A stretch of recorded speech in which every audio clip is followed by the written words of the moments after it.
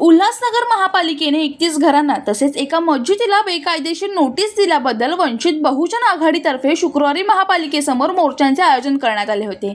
यावेळेस मुस्लिम बांधवांनी मोठ्या संख्येने आपली उपस्थिती दाखवली होती। तसेच वंचित बहुजन आघाडीचे युवा नेते सुजात आंबेडकर यांनी उल्हासनगर महापालिकेला इशारा देत सांगितले की आपण दिलेल्या 31 घरांना तसेच मस्जिदीला दिलेल्या नोटिसा तात्काळ रद्द कराव्यात व कोणालाही बेघर करू नये। जर आमच्या मागण्या मान्य केल्या नाही तर पुढचा मोर्चा हा मोठ्या प्रमाणात असेल असे सुजात आंबेडकर यांनी प्रसार माध्यमासोबत बोलताना सांगितले।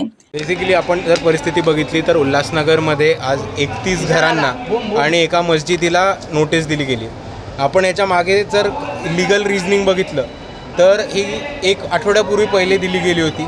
ती कोर्टामध्ये खालच्या कोर्टामध्ये चॅलेंज केली होती, कोर्टाने ती खारिज केली आणि त्याच्यानंतर परत महानगरपालिकेने दिली।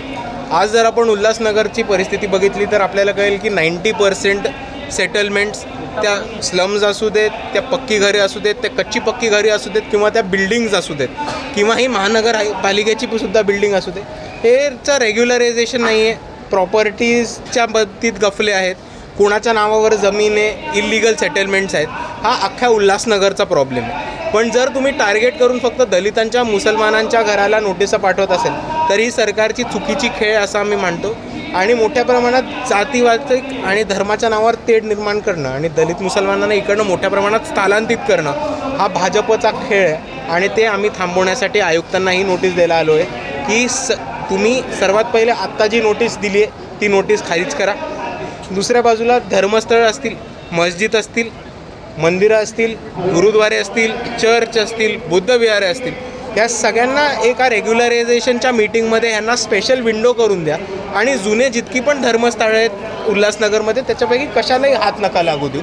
आणि तिसरी आमची मागणी आहे की उल्हासनगरमध्ये सेटलमेंट्स इलिगल असण्याचा, इरेग्युलर असण्याचा खूप जुना प्रॉब्लेम आहे। तर सरकारने, महानगरपालिकेच्या वतीने, शासनाने कॅम्प्स घेऊन प्रत्येकाला घराची पावती म्हणजे प्रॉपर्टी टॅक्सची पावती, त्याचबरोबर घरपट्टी, पाणीपट्टी, त्याचबरोबर विजेचं बिल हे डॉक्युमेंट्स रेग्युलराईज करून प्रत्येकाला त्यांचं घर, राहतं घर त्यांच्या नावावर करून उल्हासनगरचा इरेग्युलर हाऊसिंगचा प्रॉब्लेम कायमस्वरूपी संपवावा अशी आम्ही एक महत्त्वाची मागणी आज केली आहे।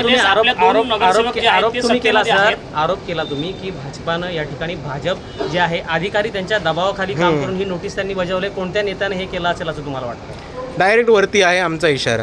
सर, सत्तेमध्ये आपले 2 जे नगरसेवक आहेत ते सहभागी आहेत, त्यांनी ते यावरती आवाज उठवत नाही आहेत, काय नेमकं? सत्तेमध्ये असलेले नगरसेवक नक्कीच ह्याच्यावरती आवाज उचलतील। जर त्यांनी आवाज नाही उचलला तर त्यांच्याकडे पक्षाच्या वतीने व्हीप नक्कीच लागू केला जाईल। आयुक्त मॅडमने तुम्हाला आश्वासन काय दिलं? आयुक्त नव्हत्या, आम्ही त्यांच्या डेप्युटींना दिलं आहे। डेप्युटी हो म्हणण्याशिवाय तसंही पुढे काही करत नाहीत, ते तुम्हाला माझ्याहून चांगलं माहिती आहे। सर, महानगरपालिकेच्या हद्दीमध्ये सेंट्रल ऑफिस समोरचे अनिल परब यांनी जो भूखंड आजच्या प्रकरणावरती बोला। सर, आता हे 2 नगरसेवक आहेत पालिकेमध्ये, महासभेत हा विषय घेणार का? 100% नाही घेतला तर पक्ष त्यांच्यावर व्हीप लागू करेल। ही जी मस्जिद आहे ती कोणत्याही रिझर्वेशनमध्ये किंवा पालिकेच्या जागेवर नाही आहे, तरी पालिका का मागे लागली मस्जिदच्या? ते तुम्ही पालिकेला विचारा।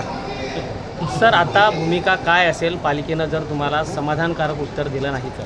आंदोलनाचं स्वरूप मोठं करू। आत्ता हे फक्त एका चौकापुरती झालं आहे, ते शहरभर घेऊन जाऊ, जिल्हाभर घेऊन जाऊ आणि असंच जर राहिलं तर हा प्रश्न आपण जर बघितला तर फक्त उल्हासनगरचा नाही, हा बऱ्याच शहरांमध्ये हा प्रॉब्लेम आता उभा राहिला आहे। तर हे आंदोलन महाराष्ट्रव्यापी करण्याचं काम वंचित बहुजन आघाडी नक्की करेल। धन्यवाद, थँक्यू सर। विशाल वाघमारे, जनशक्ती, उल्हासनगर।